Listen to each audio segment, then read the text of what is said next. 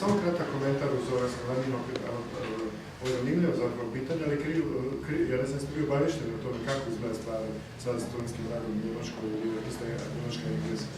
Dakle, samo kako dopustite kratak komentar, vi znate, ste upoznati sa situacijom. Nema rada, nekontroliranog rada, dakle otvorenog rada. Dakle, Njemačka i Engleska su, koliko je meni poznato, potpuno različite situacije. Njemačka, koliko je meni poznato, nije promijenila zakon o studentskom radu, studenti mogu raditi samo kad nema predavanja. Jedini faktor privredni koji je narušio to pravilo je bio, iz moga vlastitog iskustva, to mogu posvjedočiti, 80. godina Mercedes-Benz. On je prvi tražio izuzeće iz toga pravila zbog konjunkture na tržištu i morali su proizvoditi ogromnu količinu auta, pa su onda studenti mogli, takozvani vječni studenti, mogli iskoristiti sva socijalno-politička i ostala prava, dakle pa su mogli raditi izvan vremena nastave. Dakle, to je bio i koliko znam, bez obzira na neoliberalne procese, kontrolirano područje. Zašto? Zbog toga što su studenti bili prvi od resursa, osim gastarbeitera, prvi od resursa za takozvani crni rad na crnu.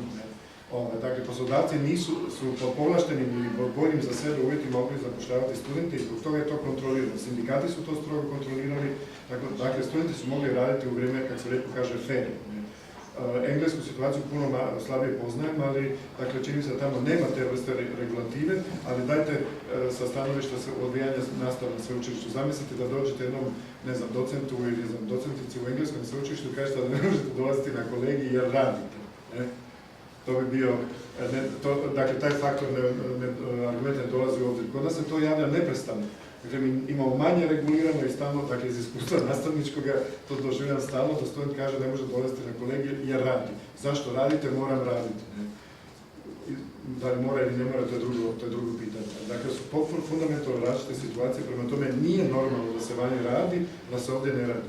Vani su isto tako postavili sustavi kredita, državno subvencionirani, kao što su postavili stipendije, kao i ovdje. Dakle, situacije nisu fundamentalno različite, ali imaju slične, dakle,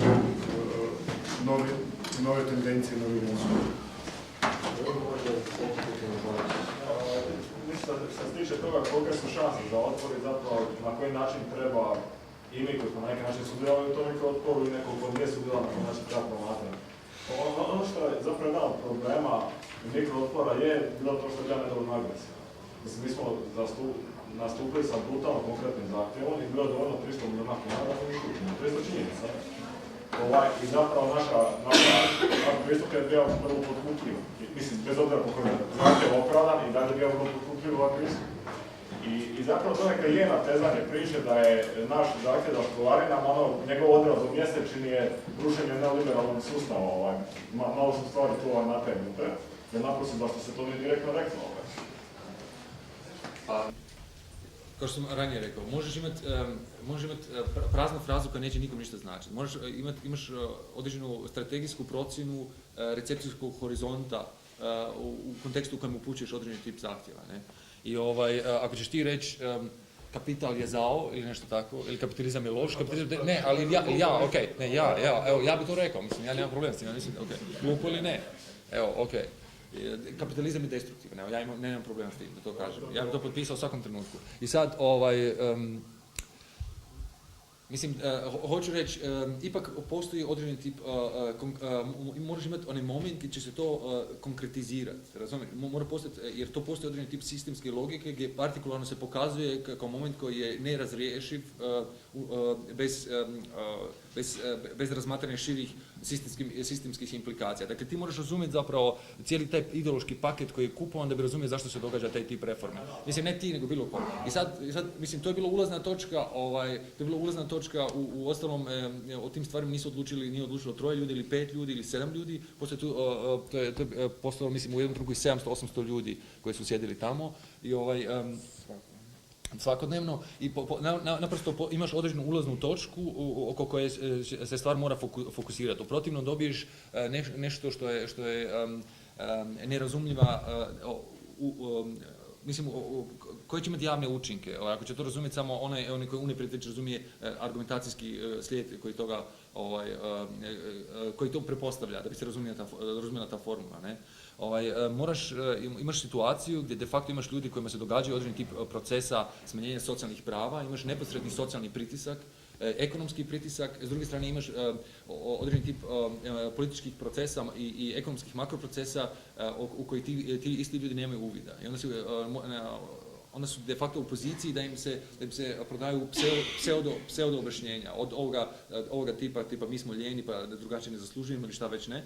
Mislim, hoću reći da postoji tu određena disproporcija i to je svaki put naravno strategijska procjena kako ćeš pokušati povezati politički u konkretnoj akciji partikularnu poziciju izricanja zahtjeva sa sistemskom logikom. Naravno da je se moglo riješiti sa 500 milijuna kuna de facto cijela ova priča.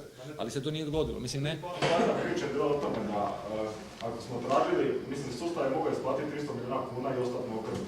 To zapravo posljedično znači da sa zahtjevom za 300 milijuna kuna nismo ga ni pokušali okrznuti. To je bila poanta. Pa ne, pa gle, može se dogoditi na suprotni primjer, drugi vide da isto mogu. Znaš što hoću reći? Mislim, postoji tu postoji, ako ćeš stvar na toj razini postaviti, dakle tu postoji ta opasnost, ako se zadrži samo na makroperspektivi potpunog fatalizma. Svaka ulazna točka je nedostatna, jer nijedna nije direktno sistemska. Direktno sistemska bi bila, ne znam što bi se moralo dogoditi. Ako gledaš ono što se događa u SAD-u, recimo u SAD-u, da imaš krizu koja se neposredno tiče, gdje je svima jasno da se dogodilo nešto na najvišoj razini što se ne bi smjelo događati, gdje je država de facto bila prisiljena pred cijelom javnošću objaviti da moraju spašavati određeni financijski sektor i njihovim novcem dodatno zadužiti većinu, gdje su čak i mainstream mediji graknuli na različite načine na sve to. Dakle, čak i gdje je postalo jasno da su to isti akteri, dakle isti ljudi koji danas u Obami sjede kao ekonomski stručnjaci su isti ljudi koji su pod Bushem mlađim i pod Clintonom de facto ubrzali proces deregulacije financijske. Dakle, mislim, i to je vrlo uzak krug ljudi koji se da čak imenovati na taj način. Dakle, imaš tu pseudokonkretnost određene klike koje se da imenovati, prepoznati. I čak u takvom kontekstu dakle, imaš mogućnost možda direktne problematizacije sustava ili sustavne logike, to se ne prevodi direktno u rušenje. Ali moraš se, mislim, hoću reći, mislim, moraš se boriti na onoj razini gdje jesi de facto. Ne?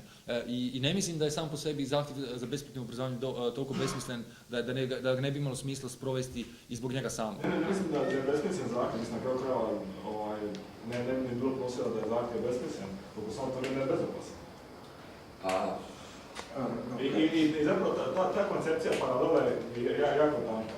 Ja znam da ste slajd opisan na kraju brodogradilištima da samo organiziran činjenice, da niko od radnika, ni brodogradilišta željezara nije tražio da bude vlasnik sredstava prihoda, nego je tražio plaću. To preljevanje zapravo svijesti na druge sektore je upitno. To je potpuno druga problem, mislim da o tome Stipe nije ni govorio. Točno je dakle da svaka ta priča kao zapravo uđemo u taj sektor, da će možda još neko napraviti. Znaš koji je bio problem? Kako u javnosti prezentirati to ne kao isključivo problem određenog tipa studenata, dakle određenog tipa je kao interesne frakcije koja nema veze sa društvom u cjelini, pokazati zapravo da je pitanje besplatnog obrazovanja da se tiče očuvanja fundamentalnih socijalnih prava i da se paralelno događaju analogni procesi na drugim razinama. Dakle, to je bila ta oklada da pokažeš da to ima određene sistemske implikacije. Naravno da se niko nije mislio da će to direktno rušiti bilo što. Niti količina novaca može na neki način pokazati koliko je zahtjev opasan. Mislim da smo tražili više novaca za obrazovanje, to ne bi učinilo zahtjev opasnim u tom smislu. Da smo tražili 2 kune bi bio potpuno bezopasan. Dobro, on je bio besmislen.